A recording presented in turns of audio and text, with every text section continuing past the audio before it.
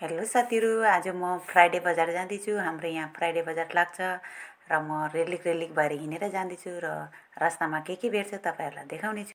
यहाँ हेर्नु, यो रेलीको रास्तामा सानो बेरा बारेर यसरी फुल लगाएको छ। यहाँ हाम्रो बिहु पाच्छ। अब आसाममा बिहु आयो, आसामको ठुलो चाड। यो फुल चाहिँ अब हामीले यसलाई बचपनमा साइकल फुल भन्थे, अनि नाम थाहा थिएन, त्यही भएर साइकल फुल भन्थे। त्यही भएर तपाईँहरूलाई पनि देखाएको। तपाईँहरूले के भन्थे यसलाई? फाइनली हामी बजार पुगे र बजारमा हेर्नु, अब बिहु आयो। बिहुको टाइममा 101वटा भेजिटेबलको सब्जी बनाएर खान्छ। त्यही भएर यहाँ हरेक किसिमको भेजिटेबल आएको छ, एकदम अर्ग्यानिक, गाउँबाट, बस्तीबाट। यो मिर्चाका राजा भुत जलुकिया यही ठुल्ठुलो आएको रहेछ। खै अब तपाईँहरूले यसलाई के भन्छ? हामी चाहिँ यसलाई थेत्रे टेङ्गा भन्छौँ। अनि बहुत खट्टा हुन्छ यो काफल, यो पनि खट्टा हुन्छ। यसरी फुलहरू पनि यसरी राखेको छ बिक्री गर्नु। अनि यो बेग पनि यसरी मुठा बनाएर आएछ। यो पनि सब्जीमा प्रयोग गर्नुको लागि। यो भित्रको गुबा निकालेर खान्छ। अनि यो गोलदाब्रे, यो पनि पोलिथिनमा एक पोलिथिन राखेको छ। 10 रुपिस भाग, ओन्ली 10 रुपिस।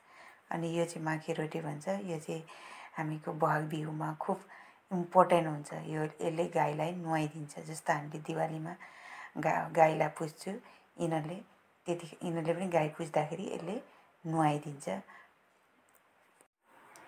यो चाहिँ पुरा ह्यान्डमेड, पुरा बम्बुले बनाएको। यसमा छ डालाहरू, फ्रुट बास्केटहरू, अनि फिस बास्केटहरू, अनि घर झाडु, आँगन झाडुहरू, अनि मुढाहरू, सबै यो ह्यान्डमेड बम्बुबाट बनाएको। यहाँ बिहुको बजार।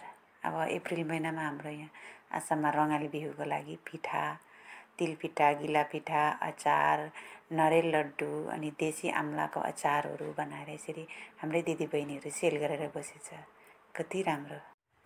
सब्जी बजार त भयो, अब यो फुल नहेरी त म घर जानेवाला होइन। यहाँ हेर्नु, क्लान्छ pink, red, white, light pink, yellow, हर कलरमा क्लान्चेहरूको फुलहरू आएको रहेछ। यो चाइनिज स्प्रिङ्स, अनि हर भेराइटीको आउँछ। यो यस्तो के अरे नर्सरी हो कि यो यिनीहरूले आफ्नो घरबाट पनि गरेको, अनि नर्सरी पनि लिएर यिनीहरूले यसरी हर फ्राइडेमा यिनीहरूले यसरी बजारमा लिएर सेल गर्छ।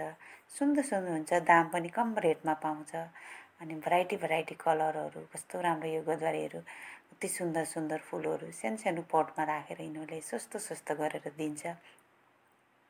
अनि हामी सधैँ आएर यसरी एउटा लैजान्छु। अनि यो हेर्नु, रेड रोज कति सुन्दर। हेर्नु, भेराइटी सदाबहारहरू भेराइटीहरू छ। अनि यहाँ उयो अर्किड पनि आएको छ। अर्किडहरू यस्तरी बक्सिङ भएर आउँदो रहेछ। अनि यो हर कलरमा आएको छ। सुन्दर छ यो अर्किड पनि, बहुत सुन्दर छ। यी कलरहरू हेर्नु, बहुत सुन्दर।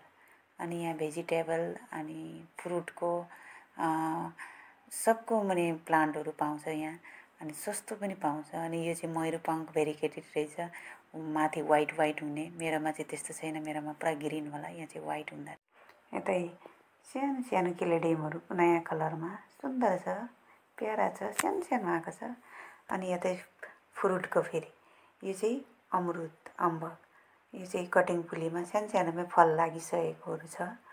अनि यता यो लिचु, यहाँ चाहिँ म्याङ्गो, ग्राफ्टिङहरू, सब ग्राफ्टिङ पुलीहरू रहेछ। अनि यहाँ चाहिँ आपेल बोगडीहरूको पनि पुली रहेछ। यो आपेल बोगडी। यो हाम्रो फ्राइडे बजार हर हप्ता लाग्छ। अनि हामीहरू यसरी नै सधैँ यसरी बजार आउँछु। यहाँ आएर सब कुछ भेट्छ। अब खानेबाट लिएर लगाउने तकको भेट्छ। भेज, नन भेज, फल फुल, हर चिज भेट्छ अब यो जग्गामा। अनि यहाँ अब यो नर्सरीबाट चाहिँ मैले एउटा यो प्लान्ट साह्रै मन पर्यो, यसलाई चाहिँ म लिएर जाँदैछु। यही हो हाम्रो फ्राइडे बजार। सानो छ, लेकिन सब कुछ भेट्छ। ल, फ्राइडे बजार गरेर पनि आयो घर। फ्राइडे बजारमा मैले अब प्लान्टमा चाहिँ यो एउटा किनेँ, इङ्ग्लिस आइभी ह्याङ्गिङ प्लान्ट हो, बहुत सुन्दर हुन्छ यो मेरो पास थिएन, त मैले यसलाई लिएर आएँ। नयाँ यही हो मेरो आज सपिङ, गार्डनिङ सपिङ। अरू यस्तै यो एउटा लिएर आएँ। यो चाहिँ धेरै टाइम बहुत टेङ्गा हुन्छ यो। अनि यसको पेट सेट दुख्दाखेरि यो पनि खायो भने अब माने राम्रो हुन्छ। यसले माने औषधी टाइपकै हुन्छ कि।